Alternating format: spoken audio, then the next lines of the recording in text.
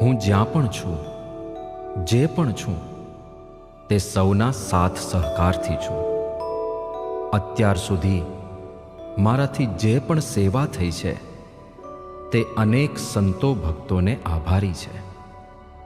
ભલે કોઈ યશ કીર્તિ મને આપે, પણ મને ખબર છે કે તેનો હકદાર હું નથી, કારણ કે પડદા પાછળ કેટલાના સેવા સમર્પણ અને બલિદાન છે જે દેખાતા નથી, પણ હા, એ ભૂલી શકાય એવા પણ નથી.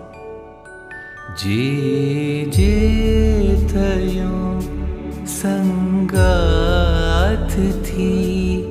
હું કેમ જશ માથે લઉં. જે જે થયું સંગાથથી